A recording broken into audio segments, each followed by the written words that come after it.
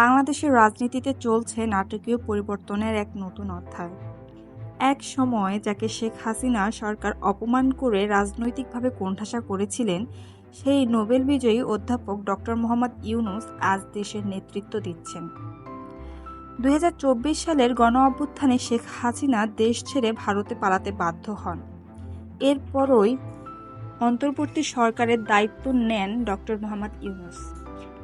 সংস্কার, ন্যায্যতা ও গণতন্ত্রের আশ্বাস নিয়ে তিনি এগিয়ে যাচ্ছেন। কিন্তু এদেশের রাজনৈতিক ইতিহাসে শুধু ডক্টর মোহাম্মদ ইউনূস নন, দীর্ঘদিন ধরে হেনস্থার শিকার হয়েছেন আরেক সাবেক প্রধানমন্ত্রী বেগম খালেদা জিয়া। ২০১৮ সালে দুর্নীতি মামলায় তাকে কারাবন্দী করা হয়। তার অসুস্থতা সত্ত্বেও বিদেশে চিকিৎসার সুযোগ দেওয়া হয়নি, গৃহবন্দী করে রাখা হয় ফিরোজায়।